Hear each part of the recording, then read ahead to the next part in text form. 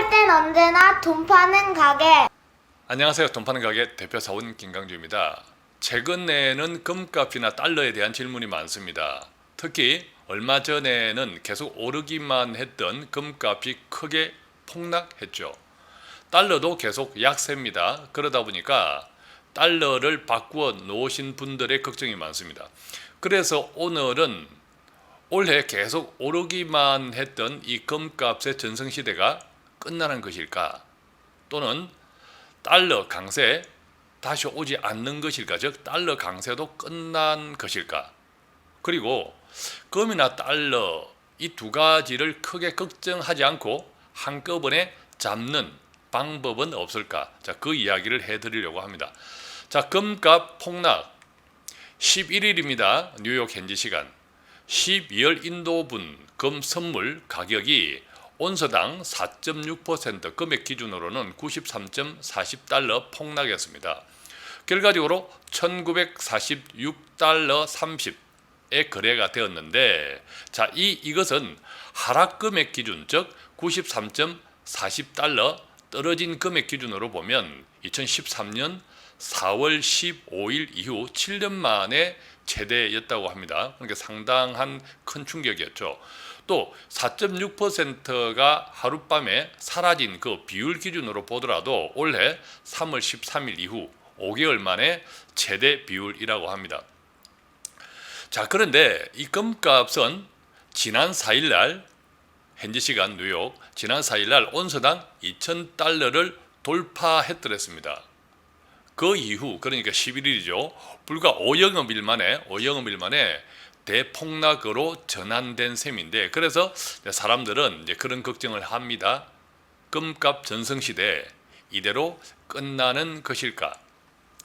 자, 달러도 보겠습니다. 달러도 뭐 거의 최근 보면 폭락 수준이라고 말씀드릴 수 있겠는데 14일 그러니까 금요일 기준 달러 인덱스가 93.08입니다. 자, 이 달러 인덱스를 지난 3월달 코로나가 한창이던, 뭐 지금도 한창입니다만, 코로나가 한창이던 3월 20일 기준 달러 인덱스가 그때가 102.92였으니까 이 3월 22일과 8월 14일 달러 인덱스를 비교하면 무려 마이너스 10.6%입니다. 이 환이 통화 가치가 마이너스 10% 이렇게 떨어졌다고 하는 것은 거의 뭐 폭락 수준입니다. 자, 원달러 환율도 보겠습니다. 14일 지난 8월 14일 기준 원달러 환율이 1187.50원 1187원 정도. 자, 3월 19일 기준의 원달러 환율은 1280원 했습니다. 그래서 3월 19일 원달러 환율과 8월 14일 원달러 환율을 비교하면 마찬가지로 마이너스 7.79% 정도 떨어진 겁니다. 다시 한번 말씀드리지만 우리가 환율이 1% 떨어졌다, 크게 떨어지는 겁니다, 하루. 그런데 어쨌든 누적 최근 기준으로 마이너스 7.79 원달러 기준, 그리고 달러 인덱스가 마이너스 10% 이상의 하락은 이것은 폭락 수준이다. 자, 이렇게 이해할 수 있겠습니다. 자, 그래서 또 이런 이야기, 이런 생각도 해보는 거죠. 달러 강세가 그렇다면 이대로 끝나는 것일까? 자, 오늘은 그래서 앞서 말씀드린 대로 금값 전성시대가 이대로 끝나는 건가? 그리고 달러 강세도 이대로 끝나는 건가? 아니면 우리가 금이든 달러든 안심하고 한꺼번에 잡는 방법은 없을까?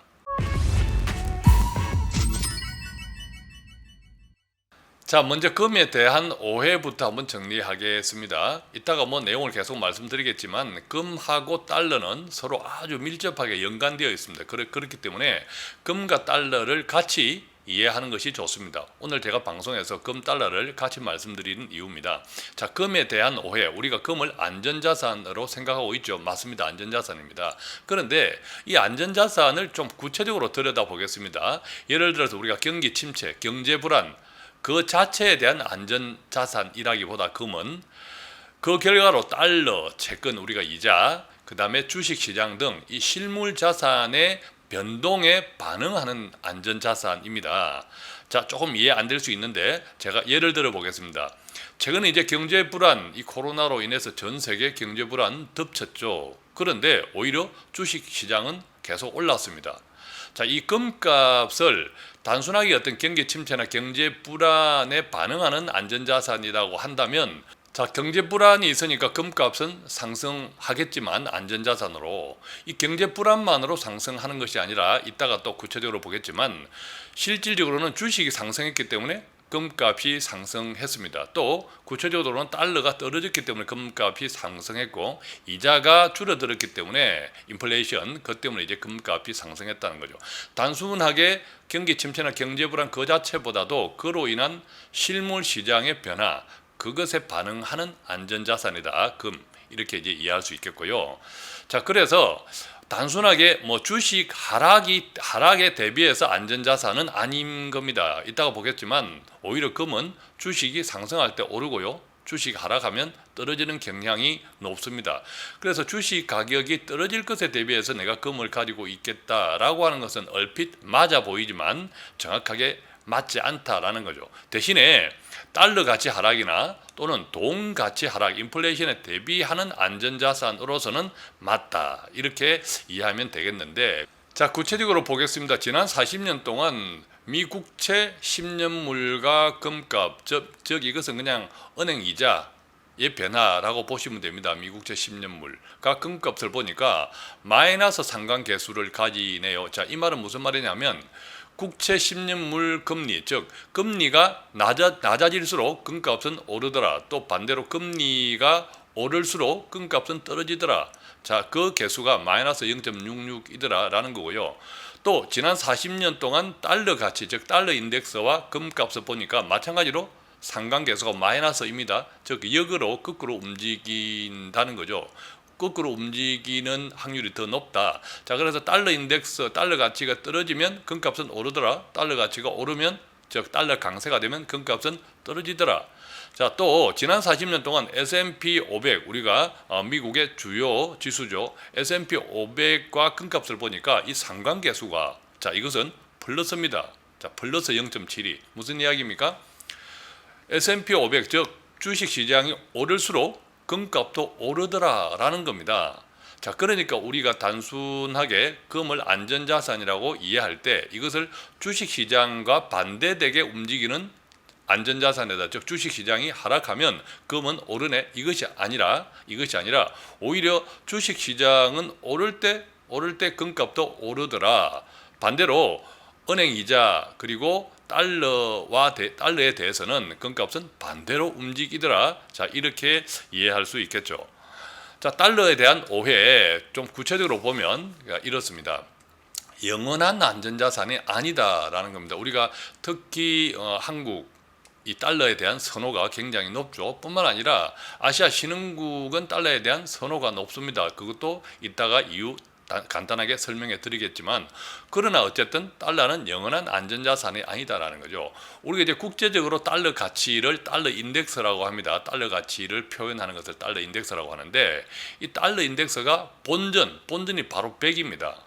이 100이 본전인데 이 100 이하가 그동안 대부분이었다는 겁니다. 이 달러가 예를 들어 지금 이 그림 보겠습니다. 달러 인덱스 한 10년을 가져왔습니다. 10년 통계치를 가져와 보면, 자, 이 선이 약 100 정도, 약 101 정도의 기준선인데, 이 보면 거의 100 이하, 그죠? 100 이하에서 대부분 달러 인덱스가 위치하고 있습니다. 지금까지 달러 인덱스는 대부분 본전 이하였다라는 거죠. 자, 그런데 아무도 강달러를 원치 않습니다. 달러 인덱스가 100 이하였던 결정적 이유, 아무도 강달러를 원치 않는다는 거죠. 왜냐하면 미국 강달러 원치 않습니다. 미국이 아주 오래전에 우리가 일본의 장기 경기 침체를 이끌었던 일종의 프라자 합의, 우리가 알고 있는 것처럼 그때 미국 달러 대비 엔화를 폭등시켜 버렸죠. 프라자 합의를 통해서. 자, 왜 그렇습니까? 미국은 엄청 거대한 수입국가 임과 동시에 또 거대한 수출국가입니다. 강달러는 미국 경제에 결코 좋지 않기 때문이죠. 자, 유럽 강달러 원치 않습니다. 왜 유럽은 강달러 원치 않습니까? 유럽의 유로가 너무 강달러로 치우친다는 것은 반대로 이야기하면 이 환율은 서로 상대적인 것이니까 유로화가 평가절하된다라는 거죠. 유럽 주식시장 또 유럽 경제 등등에 대해서 미치는 영향이 좋은 것만은 아닙니다. 왜냐하면 자국의 또 통화가 어느 정도 또 강세가 되어야 또 투자 자금들도 많이 유치가 되는 거죠. 한국도 마찬가지죠. 특히 신흥국들, 그죠? 특히 이제 신흥국들, 한국을 비롯한 신흥국들은 이 너무 강달러가 돼버리면 이 투자금 유치, 투자 유치도 힘들 뿐더러 또 주식 시장이 그로 인해서 굉장히 혼란을 또 자초할 수 있습니다. 자, 강달러가 심해진다는 것은 전체적으로 기축통화가 이 가치가 높아진다는 것은 전체적으로 경제가 불안하다는 거고 금융시장이 불안하다는 거고 그것으로 인해서 특히 신흥국의 리스크가 커지기 때문에 아무도 강달러를 원치 않는다라는 겁니다. 자, 두 번째 달러에 대한 오해 두 번째 보겠습니다. 자, 8월 14일 기준 달러 인덱스와 원달러 환율을 볼게요. 자, 그날에 보면 달러 인덱스는 떨어졌습니다. 전일 대비 마이너스 0.25% 떨어졌죠. 떨어졌는데 이 원달러 환율은 오히려 올랐습니다. 플러스 0.25 이렇게 올랐네요. 자, 그러니까 이 자료에서 우리는 어떤 현상을 봅니까? 달러 인덱스는 달러 국제적인 가치를 뜻하는데 이 국제적인 가치 달러 인덱스가 떨어졌다고 해도 원달러 환율은 오를 수 있다라는 겁니다. 특히 이 달러 인덱스와 원달러 환율의 이 괴리라고 하죠. 차이는 뭐 어느 정도 항상 유지가 됩니다. 아까 우리가 초기 자료에서 시작할 때 자료에서 보면 지난 이제 몇 달 동안 달러 인덱스는 10%가 넘게 빠졌는데 하락했는데 원달러 환율은 뭐 7점 몇 % 하락했죠. 그 정도 차이가 항상 존재할 수 있다라는 겁니다. 자, 이것은 이제 그림은 달러 인덱스 지난 10년 동안의 달러 인덱스 그림입니다. 달러 인덱스가 뭐 이 부분에서는 달러 인덱스가 엄청 떨어졌다가 이제 최근에 이렇게 올라와 있는 모습을 봅니다. 그럼에도 불구하고 100 이하가 대부분이었다 달러 인덱스. 자, 반면 원달러 환율 10년 보겠습니다. 보면 자, 위에 그림하고 상당히 다르죠, 그죠? 자, 이 부분도 상당히 그림이 다릅니다. 또 오른쪽 부분도 상당히 그림이 다르다라고 하는 것을 우리가 눈여겨 볼 수 있습니다.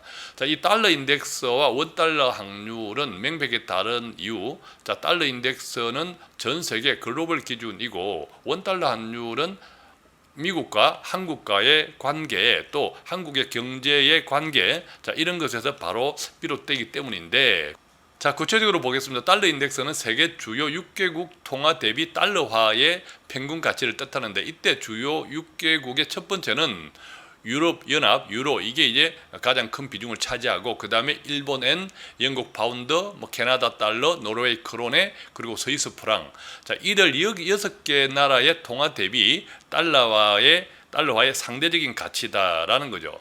자, 그런데 최근에 달러 약세의 가장 큰 원인은 바로 이 세계 주요 6개국 통화에서 가장 큰 영향력이 있는 비중을 차지하는 유로화가 강해졌습니다. 유로화 강세 영향으로 상대적인 평가니까 달러 가치가 떨어졌다, 즉 달러 인덱스가 약해졌다라는 건데 실제로 유로화는 지난 3월 말보다 최근 기준으로 보면 10% 가까이 상승했다. 자, 그러니까 아까 이제 우리가 달러 인덱스가 뭐 10% 넘게 하락했다. 이제 유로화가 10% 이상 상승했다. 자, 이게 서로 이제 상호 매칭이 되는 거죠. 자, 그러면 유로화는 얼마나 올랐을까? 이것을 원달러 환율과 원유로 환율로 이제 비교해 보면요. 또 너무 확연하게 나타납니다. 원달러 1개월치 최근 한 달치를 보면 뭐 이렇게 쭉 원달러 약세, 그죠? 그러니까 달러 약세 반대로 이제 원화 강세, 원하고 달러의 관계에서는 자, 이 현상을 볼 수 있는데 반대로 이제 원유로에서는 오히려 유로가 높아집니다. 높아지는 현상 그 이후에 그닥 큰 변동 없이 지속되고 있는 현상을 봅니다. 그러니까 이것만 보더라도 원달러, 원유로만 보더라도 그동안 유로가 강세였고 달러는 약세였구나. 자, 조금 더 구체적으로 보면 유로와 달러 사이에서 유로가 강세를 지속한 영향 때문에 상대적인 평가로 달러가 약세가 되었구나. 자, 이렇게 정리해 볼 수 있겠죠.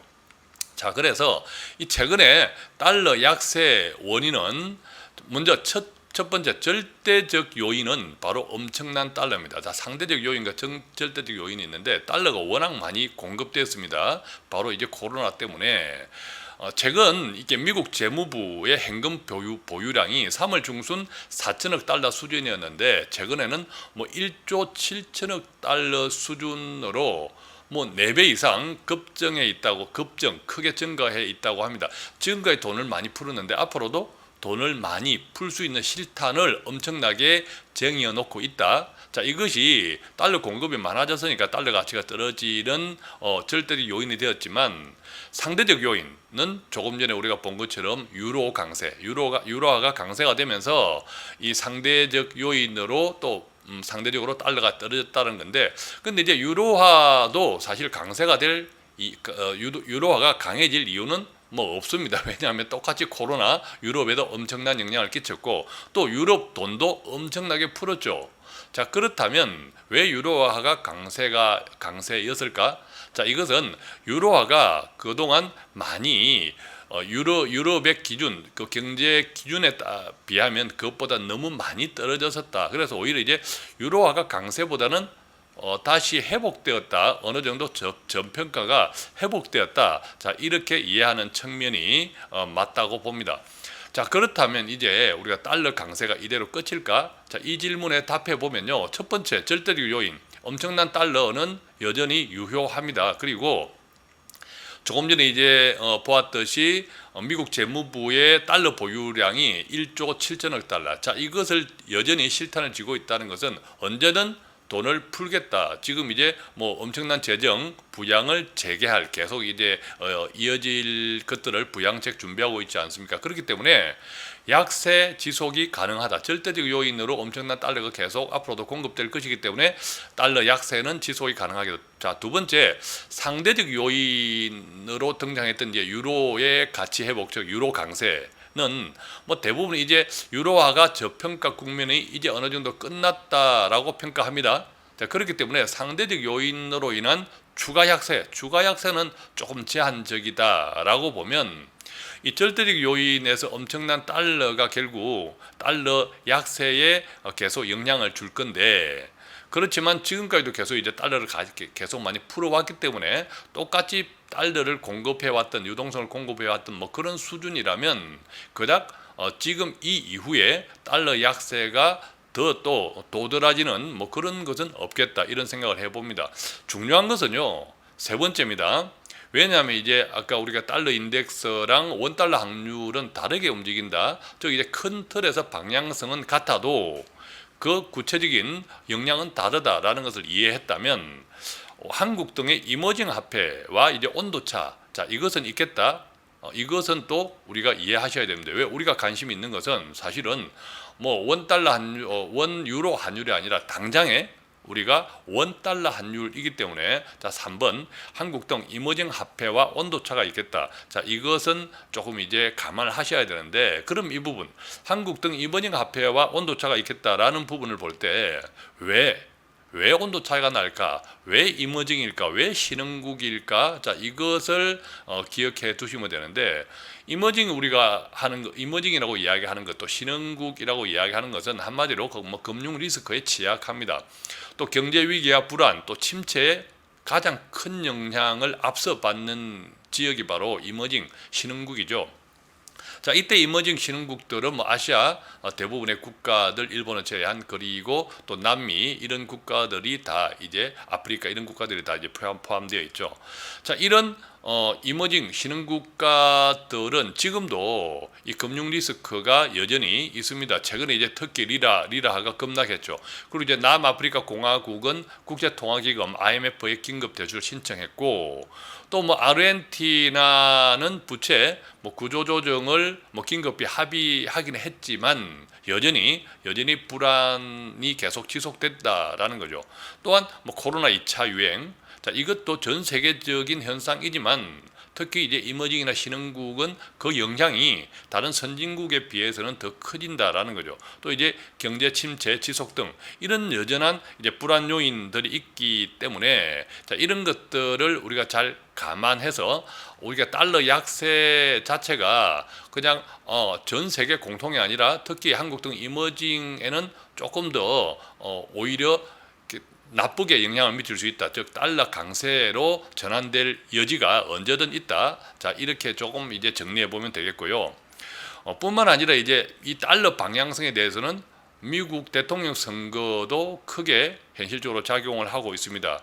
누가 되어야 하죠? 트럼프가 되어야 하죠. 트럼프 입장에서는 말입니다. 그러니까 트럼프 현직 대통령 입장에서 자신이 당선되어야 하기 때문에 이것이 달러 방향성에 큰 또 현실적인 또 변수가 되어 있다. 자, 우리는 아무도 강달러를 원치 않는다고 앞서 말씀을 드렸습니다. 왜냐하면요, 이 달러 강세는 결과적으로 보면 이 경제 불안의 현상이기도 합니다. 예를 들면 지금 우리가 코로나 2차 유행, 미중 갈등 격화, 또 이머징 국가들의 조금 전에 보았던 것처럼 재정 통화 위기 이런 등등은 결과적으로 이제 주식시장에 이런 것들이 주식시장의 변동성 확대, 실질적으로 하락이 이어지면 만약에 달러 가치는 또 안전자산으로서 또 이제 달러 가치가 상승하는 그런 경향도 있다라는 거죠. 그러나 아무도 달러 가치 상승을 원하지 않기 때문에 또 미국 대선이 있기 때문에 자, 달러 가치의 상승, 약 강달러는 미국 경제도 좋지 않고 미국 주식시장도 좋지 않다는 것을 뜻한다면 트럼프는 당연히 관리를 해야겠다는 필요성이 커지기 때문이죠. 자, 그래서 특히 이 트럼프가 원치 않는다, 주식시장 관리를 할 것이다라는 측면에서 보면 달러 가치의 지금 약세는 현 수준 유지할 전망이 아닐까, 현 수준에서 계속 유지될 전망. 자, 이런 이야기, 이런 견해들이 많고요. 다만 변수는 있죠. 여전히 코로나 2차 유행, 경기 침체, 그리고 이머징 신흥국들의 통화 위기 이런 것들은 결국 이 달러의 방향성에 돌발 변수가 될 수도 있다. 자, 이렇게 이해할 수 있겠습니다. 자, 이제 그렇다면 금값을 한번 보겠습니다. 금값 전성시대 이대로 끝일까? 최근 얼마 전에 금값 폭락, 자, 이런 등등에 대한 해석들이 많은데 우선 금값 변동성 요인도 한번 보겠습니다. 금값 변동성 요인은 앞서 우리가 이야기했죠. 경기 침체나 경제 불안 그 자체보다는 그로 인한 달러 시장, 채권 이자 시장, 주식 시장 등의 실물 자산 변동에 반응한다. 주식 하락에 대비해서 안전자산이다라는 생각보다는 달러 가치가 하락하고 돈 가치 하락 대비 안전자산이라는 이런 생각을 먼저 가지셔야 되고, 그래서 이제 지난 40년 동안 이제 비교해 보니까 이자가 떨어지면 금값은 오히려 오르더라, 마이너스 상관계수를 가졌다. 또 달러가 떨어지면 금값은 오히려 오르더라, 또 이것도 이제 거꾸로 마이너스 상관관계를 가졌다. 그런데 주식은 오르면 금값도 오르더라, 플러스 상관관계를 가졌다. 자, 이 이야기도 앞서 이제 시작할 때 말씀드렸지만 한번 기억하면서 또 계속 이야기를 들으면 많은 도움이 되겠죠. 자, 그래서 구체적으로 하나씩 적용해 보면요. 금값 전성시대 이대로 끝. 실질금리와 금값 보면, 자, 실질금리, 자, 위에 이게 이제 미국의 금리입니다. 자, 아래 것이 금 가격인데 이렇게 실질금리가 플러스로 계속 움직이고 있을 때는 금값은 떨어집니다. 떨어지는데 실질금리가 이렇게 마이너스로 추락하면 금값은 이렇게 교차하면서 크로스로 교차하면서 오르는 현상을 볼 수 있죠. 앞으로 뭐 당분간 뭐 길게 보면 내년까지도 지금과 같은 초저금리 마이너스 금리가 지속된다고 본다면 금값 뭐 떨어진다라고 상상하기가 힘들다라는 겁니다. 자, 이제 달러가 떨어질 때 달러 약세로 인해서 뭐 금값은 오르더라. 그것은 뭐 아까 우리가 한번 체크했었고, 이 금값에 대한 영향을 또 다른 또 요인이 있습니다. 자, 우리가 일반적으로 금 수요, 금은 주로 어디에 쓰이냐면 대부분이 주얼리, 즉 기금속, 뭐 우리가 결혼하고 이런 등등 기념 이런 쪽에 주얼리 쪽에 절반 가까운 수요가 있는데, 이 다른 수요가 보면 은행들이 각국의 은행들이 금을 보유하는 안전자산으로 이런 비중들도 많고요. 그 다음에 투자, 골드바나 ETF 등등에 투자하는 비중도 많습니다. 그래서 이제 금 수요는 사실 은 수요하고 우리가 금은을 기금속으로 따질 때 은 수요하고는 사뭇 다릅니다. 그 은 수요 한번 비교해 볼까요? 은 수요는 사실 이제 산업용이 절반 56% 절반 이상을 차지합니다. 그래서 은은 경기가 좋을 때 경제가 좋을 때 수요가 많아집니다. 따라서 최근에 은 가격도 폭등했죠. 금 가격에 이어서 이것은 어떤 의미에서는 조금 투기성에 가깝다 이런 생각도 들고요. 자, 은 수요에 대해서 아까 이제 조금 전에 보았던 금 수요와 비교해 보면 없는 부분 바로 중앙은행이 가지고 있지 않습니다. 그리고 투자 비중이 그닥 금에 비해서는 크게 높지 않습니다. 자, 그것들이 금, 은의 수요가 다른데 그렇다면 이 금은 그러니까 이 투자나 또 중앙은행이 보유하는 각국의 중앙은행이 보유하는 이것도 투자라고 본다면 그 수요들이 많다는 거죠. 자, 그래서 이 금값 전승 시대 이대로 끝 이 부분에 대한 질문 두 번째는요. 금 ETF 자금 유입 이게 투자 측면에서 굉장히 역대급이라는 겁니다. 이렇게 이 그래프 보면 뭐 오른쪽으로 갈수록 상당히 각도가 꺾어지면서 가파르게 오르는 현상. 지금 이제 금 ETF 보유량 총량이 무려 만 온서니까 만, 10만, 100만, 1000만, 1억이네, 그죠? 1억 1000온서, 1억 1000만 온서 이상으로 치솟는데 이게 역대급입니다. 자, 이제 블룸버그 자료에서 가져온 건데요. 자, 그래서 이 금 ETF의 자금 유입이 역대급으로 크게 이제 증가하면서 이건 역시도 이 ETF 입장에서는 또 금을 또 보유해야 하니까 이 금값을 계속 상승 쪽으로 붙들고 있는 그 요인이다라는 겁니다. 그래서 이제 정리해 보면 이 금값 전승 시대 이대로 끝일까? 우리가 이 S&P 500 주식 시장이 상승할 때 금값이 오르더라. 자, 결과로 나타나는 것은 주식 시장인데 보면 최근 3개월 S&P 500 자, 그림에서처럼 뭐 계속 최근 3개월 계속 오르기만 했죠. 역대 최고 8월 12일 날 역대 최고 3,387.89 지수를 찍기도 했습니다. 자, 거래량도 주식시장의 거래량입니다. 보면 뭐 그닥 빠지지 않습니다. 계속 일정 수준을 계속 유지하고 있죠. 따라서 이 S&P 500 주식시장이 크게 하락하지 않는 난 금값도 하락할 이유는 별로 없다. 자, 이렇게 정리해 볼 수 있겠죠. 자, 종합해 보면 이 금값에 대해서는 금값 전승 시대는 그래서 아직은 끝나지 않았다. 자, 몇 가지 역대급 저금리가 지속하고 두 번째 역대급 통화량 계속 유동성 지속 공급이 되고 세 번째 달러 약세가 지속되리라고 보고 또 네 번째 이 트럼프의 주식시장 관리가 계속된다. 즉 주식시장이 트럼프의 뜻대로 만약에 관리가 된다고 하면 금값 전승 시대는 아직도 끝나지 않았고 계속될 가능성이 높다. 이렇게 이제 이해할 수 있겠는데 다만 변수는 물론 있죠. 자, 코로나 2차 유행 경기 침체 그다음에 이머징 신흥국 통화위기 있을 수 있고 세 번째 주식시장의 변동성 확대 그것들로 인해서 그것은 곧 하락을 뜻하는데 자, 이렇게 되면 달러가 강세로 전환하겠죠. 그러면 이제 달러가 강세는 달러하고 금값은 역상관관계이니까 달러가 비싸지면 또 금값도 떨어질 우려는 있습니다. 자, 그 결과로 우리가 지난 2020년 3월 달 이 코로나가 덮쳤을 때 그때 전 세계 주식도 떨어졌거니와 금도 떨어지고 채권도 떨어지고 모든 자산이 하락하는 이런 영향, 이런 결과도 사실은 있을 수 있다라는 거죠. 자, 그래서 크게 정리해 보면 달러 약세는 일정 부분 계속 지속되겠다. 또 금값은 또 계속 지속되겠다. 금값 상승 쪽에 그 비중, 무게감은 계속 지속되겠다. 다만 변수들은 있다. 자, 이렇게 이제 정리해 볼 수 있겠고요. 그렇다면 이 금과 달러를 이런저런 변수까지 다 고려해서 한꺼번에 해결하려면 어떻게 하는 것이 좋을까? 자, 그렇다면 이 금과 달러를 상호 보완, 즉 달러에 투자하는 금 ETF면 어떨까라는 거죠. 자, 구체적으로 보겠습니다. 달러가 상승하면 달러와 금값은 역상관관계에 있기 때문에 달러가 상승하면 금은 하락합니다. 즉 만약에 달러에 투자하는 금 ETF 에 투자했다면 금이 하락했는 반면 또 달러가 상승했으니까 어느 정도 만회할 수 있겠죠. 또 반면에 달러가 하락했다면 즉 달러에 투자했는데 달러가 하락했다 즉 환차손을 얻었죠. 달러가 하락해서 손해겠지만 또 반대로 금이 상승하니까 또 여기에서 또 만회 그 이상의 수익을 얻을 수도 있겠죠.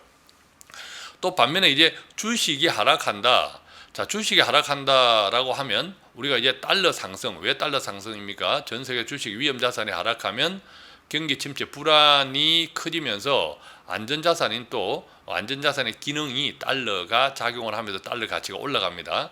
달러가 상승한다는 것은 또 금이 하락한다는, 즉 달러와 금은 또 반대로 움직이기 때문에 금이 하락한다. 자, 그렇다면 뭐 금이 하락했지만 또 달러가 상승하는 이런 또 효과가 있겠고, 또 반대로 주식이 상승하면 지금처럼 달러는 하락합니다. 그 대신에 이제 금은 또 상승하죠. 그래서 달러를 가지고 있었는데 달러가 하락했네라고 할 때 또 금은 상승했으니까 오히려 그 이상의 수익을 얻을 수 있다. 그래서 이 달러에 투자하는 금 ETF 정도가 상호 보완 역할을 하겠다. 자, 이 점 조금 고려하시면 금과 달러를 어떻게 해결할까라고 하는데 조금 도움이 되지 않을까 생각하고, 그렇다고 이제 우리가 뭐 많은 어느 정도 여유 있는 자산이 있지 않은 한 저는 금 달러에 대해서 너무 민감하실 필요는 없다라고 생각합니다. 어느 정도 뭐 자산을 좀 포트폴리오 구조 좀 분산해 두어야 될 필요성이 있는 가정 또 자산 같은 경우에는 금 달러에 신경을 쓸 수 있고, 자, 그랬을 때 이거를 한꺼번에 잡으려면 뭐 달러에 투자하는 금 ETF 정도를 고려하시는 게 고려하면 좋다라는 건데요. 자, 이 ETF도 금 선물에 투자하는 ETF가 있습니다. 자, 대표적으로는 뭐 GLD, AIU 이런 것들이 있고, 또 금 광산에 투자하는 ETF가 있습니다. 대표적으로 뭐 GDX 이런 등등이 있는데, 저는 금 광산에 투자하는 ETF는 조금 조심하시라. 왜냐하면 변동성이 금 선물에 투자하는 ETF보다는 아주 높습니다. 그래서 뭐 다행히 뭐 결과가 좋으면 또 이 금강산에 투자하는 ETF가 금 선물에 투자하는 ETF보다 더 많은 수익을 얻을 수 있지만 아까 변수들이 많잖아요. 변수들이 많기 때문에 저는 조금 위험을 낮추어서 금강산 GDX는 조금 조심하시고 금 선물 ETF 쪽에 좀 이제 기본적인 1차적인 관심을 가지면 어떨까라는 생각을 해봅니다. 자, 오늘 또 이렇게 금값 그리고 달러 또 이 금 달러를 동시에 조금 해지하는 이 방법에 대해서 말씀을 드려보았습니다. 도움이 좀 되셨나요? 돈 파는 가게는 오늘도 조금이라도 돈 되는 정보 배달해 드리기 위해서 최선을 다하고 있습니다. 구독해 주시거나 다른 분들께 공유해 주시는 것은 돈 파는 가게에도 큰 힘이 됩니다.